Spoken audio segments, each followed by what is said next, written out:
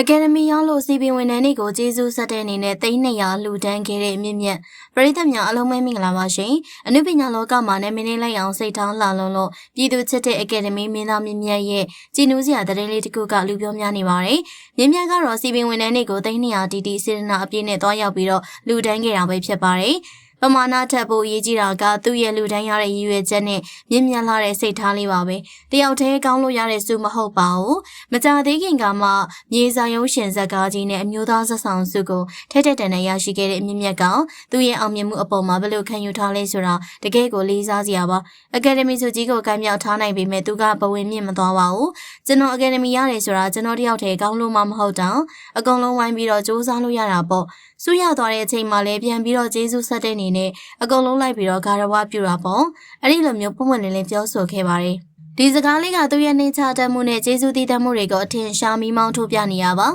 အကယ်ဒမီဆိုရတဲ့နေ့မှာပဲသူ့ကိုပညာသင်ပေးခဲ့တဲ့ဆရာကျော်လင်းကိုဦးချကြောခဲ့တယ်လို့အခုလည်းသူ့ကိုအကယ်ဒမီရအောင်တွန်းပို့ပေးခဲ့တဲ့ character ပိုင်ရှင်စီပင်ဝန်ထမ်းတွေကမမေ့မလျော့ကျေးဇူးဆက်ခဲ့တာဖြစ်ပါတယ်။မြေစာစကားထဲမှာမြင့်မြတ်ဟာမိဘမဲ့ညီငယ်ညီမငယ်တွေအတွက်အမိုက်ပုံထဲမှာရုန်းကန်ရတဲ့စီပင်ဝန်ထမ်းဖိုးထောင်အဖြစ်နဲ့အသက်ဝင်အောင်တရုပ်ဆောင်ခဲ့ပါတယ်။ဒီ character ပြပြမှုအတွက်ရန်ကုန်မြို့ကအကြီးဆုံးအမိုက်ပုံကြီးမှာတကယ်စီပင်ဝန်ထမ်းတွေနဲ့အတူအချိန်ယူသွားရောက်နေထိုင်ခဲ့ရပါတယ်။အဲ့ဒီအချိန်ကအတွေ့အကြုံတွေကမြင့်မြတ်ရဲ့ရင်ဘတ်ထဲကိုအများကြီးထိရှသွားခဲ့ပါတယ်။သူရဲ့ခံစားချက်ကိုသူကိုယ်တိုင်အခုလိုပြောပြခဲ့ပါတယ်။ဒီနေ့က300လှူဒန်းခဲ့ပါတယ်။ကျွန်တော်တို့တပတ်10ရက်ဝန်းကျင်အမိုက်တွေနဲ့ကျုံခဲ့ရတာတောင်ဒီလောက်ခံစားရရင်နေစာတူက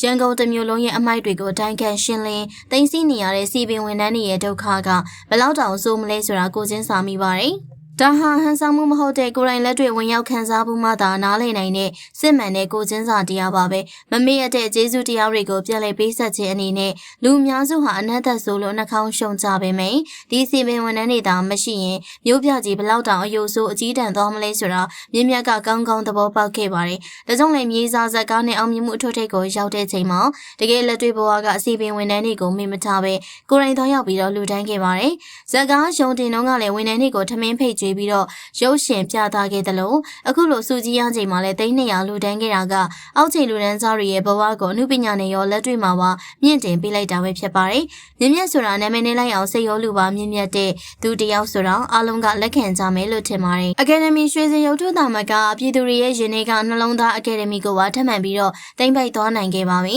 ။ကဲဗီဒီယိုလေးကိုကြည့်ရှုအားပေးနေကြတဲ့ပရိသတ်ကြီးတို့ရောအောင်မြင်မှုရဲ့နောက်ွယ်ကလူတွေကိုမမေ့ပဲ